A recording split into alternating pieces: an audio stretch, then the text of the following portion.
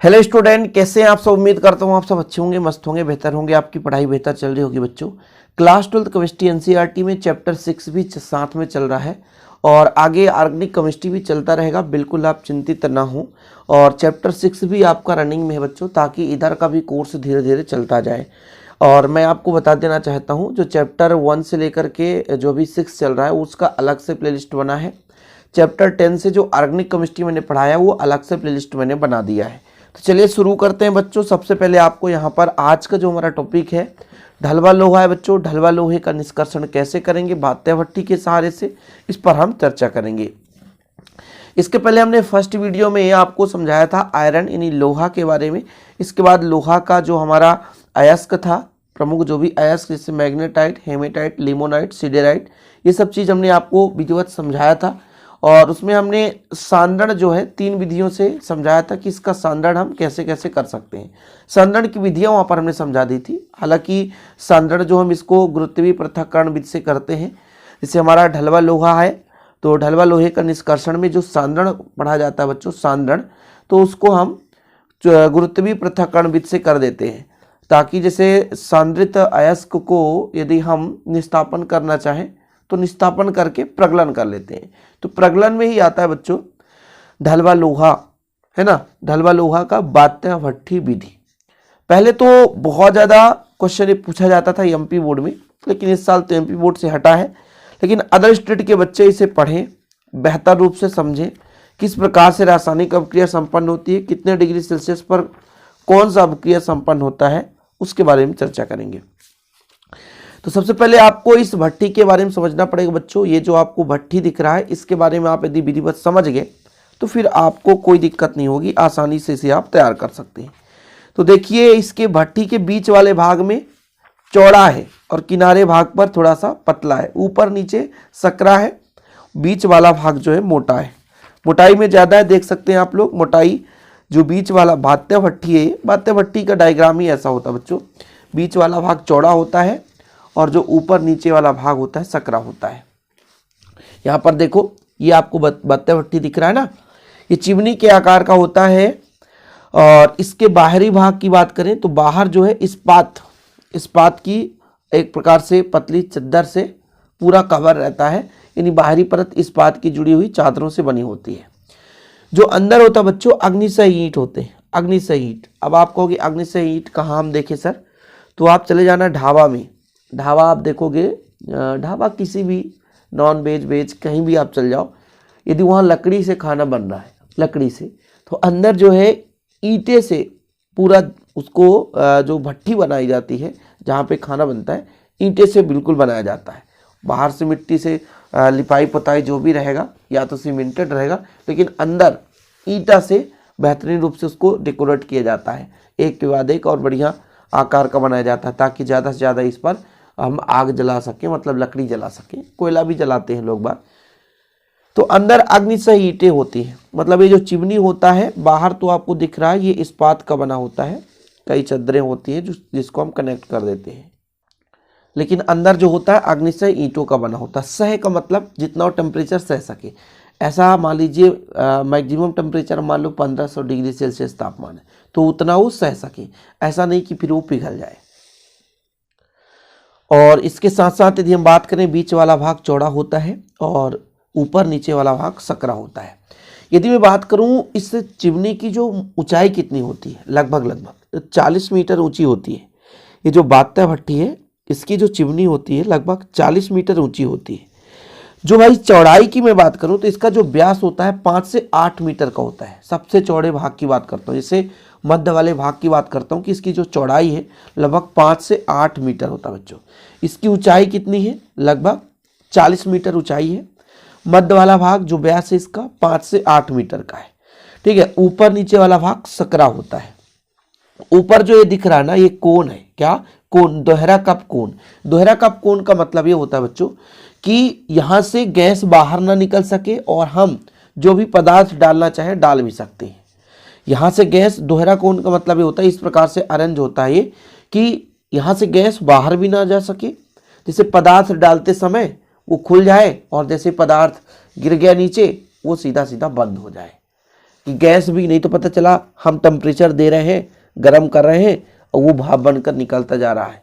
जैसे देखो कुकर में जब खाना पकाते हैं, यदि उसके ऊपर कवर ना लगाए तो जल्दी खाना बनेगा नहीं, प्रेशर कम हो जाएगा, टेम्परेचर भी अंदर का कम हो जाएगा।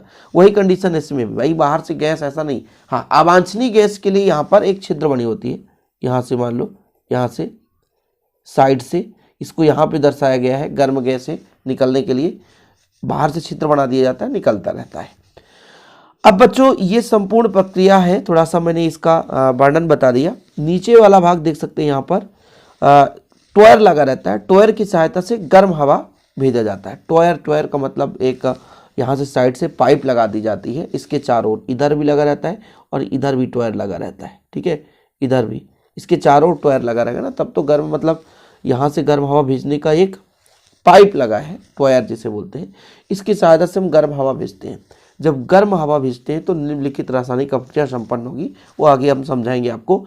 और लास्ट में बच्चों जो हमें फाइनल उत्पाद मिलेगा वो आयरन के रूप में मिल जाएगा, और जो भी इसमें अशुद्धियाँ होगी वो धातु मल के रूप में अलग हो जाती है। ये आपको अशुद्धियाँ जो ऊपर रहता है और जो लोहा होता है नीचे होता है, तो एक ओर से हम धातु मल निकाल लेते हैं, एक ओर से क्या कर लेते हैं, पिघला हुआ लोहा प्राप्त कर लेते हैं।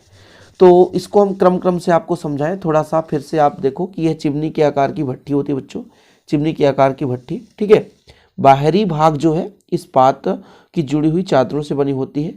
भीतरी जो भाग है, अंदर वाली भाग देख सकते हैं, ये अग्निशय ईंटों का अस्तर लगा रहता है।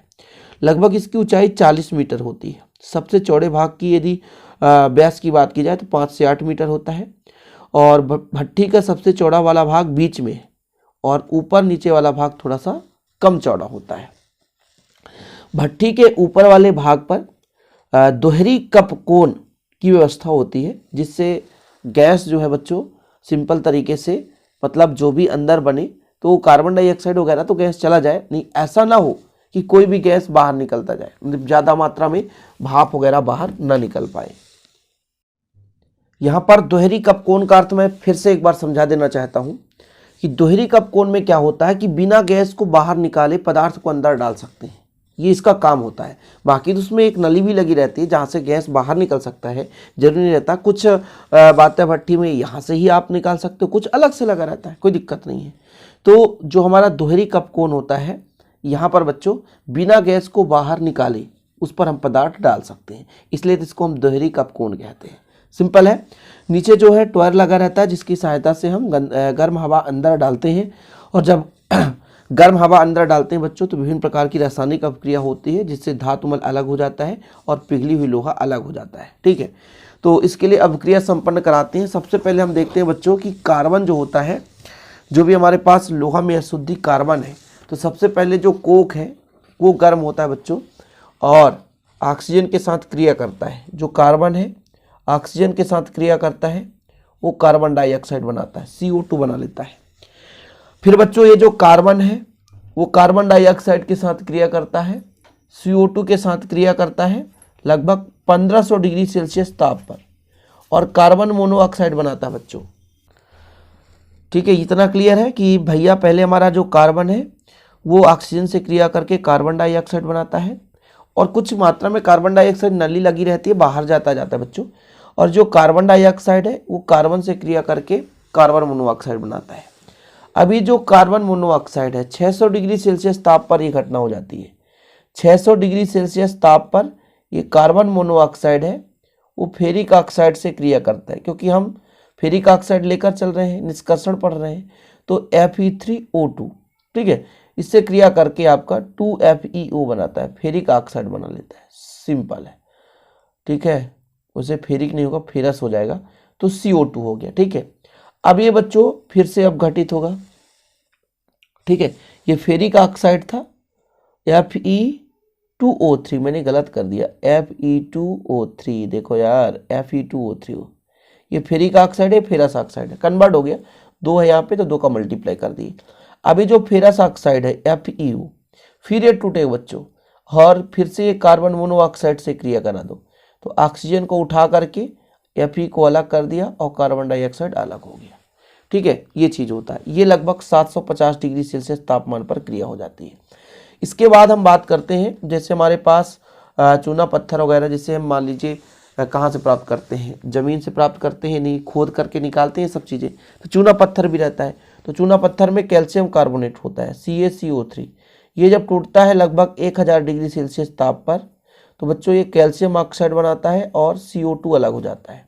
ठीक है, अब ये जो हमारा कैल्शियम ऑक्साइड है और इसमें रहता है सिलिका SiO2, ये जो है धातुमल बनाता है CaSiO3। ये क्या बना लिया बच्चों, धातुमल। क्या बना लिया, धातुमल। और ये धातुमल अलग हो जाता है। इस प्रकार से इसमें क्रिया होती है और कुछ भी नहीं है दुनिया की इसमें। अब चाहे इसको मैं स्क्रीनशॉट लेने के लिए यहाँ पर अब क्रिया पूरा कंप्लीट लिख दिया बच्चों। सबसे पहले कार्बन ऑक्सीजन से क्रिया करके कार्बन डाइऑक्साइड बनाता है, फिर आपका कार्बन डाइऑक्साइड कार्बन मोनोऑक्साइड बनाता है 1500 डिग्री सेल्सियस ताप पर। आज तो पढ़ाते पढ़ाते चाय भी पी लिया है ना। चलिए बच्चों, यहाँ पे 600 डिग्री सेल्सियस ताप पर फिर क्रिया होता है। मैंने आपको बताया ये फेरिक ऑक्साइड है, फेरस ऑक्साइड में बदलता है। फिर ये 750 डिग्री सेल्सियस ताप पर ये हमें आयरन मिल जाता है। 1000 डिग्री सेल्सियस ताप पर एक कैल्शियम कार्बोनेट टूटता है बच्चों और कैल्शियम ऑक्साइड और कार्बन डाइऑक्साइड बनाता है। फिर ये जो आपका कैल्शियम ऑक्साइड है सिलिका से क्रिया करके धातुमल बना लेता है। सिंपल है और कुछ भी नहीं है, बहुत ही सिंपल रिएक्शन हो रहा है इसमें। जो मैंने कराया उतना ही आपको करना है। यहाँ से पूरा मैंने जितना आपको समझाया वो स्क्रीनशॉट ले सकते हैं आप लोग पूरा विधिवत। और पहले इसका स्क्रीनशॉट ले लो, फिर इसके डायग्राम का स्क्रीनशॉट ले लो आप लोग। फिर हिंदी क्या क्या लिखना बच्चों, पूरा विधिवत मैंने यहाँ पर लिख दिया है, बिल्कुल आप परेशान मत होना। और इसके बाद ये बच्चों आपको विधिवत आपको मिल रहा है देखने को, ठीक है ना। ओके, क्लियर है। इसका स्क्रीनशॉट ले लें। जैसे मैंने अब क्रिया कराया, सबसे पहले कार्बन डाइऑक्साइड बनता है, फिर कार्बन मोनोऑक्साइड बनता है, फिर आपका FeO बनता है, फिर बच्चों आपका आयरन बन जाता है, फिर आपका कैल्शियम ऑक्साइड बनता है, लास्ट में आपका कैल्शियम का धातुमल बन जाता है।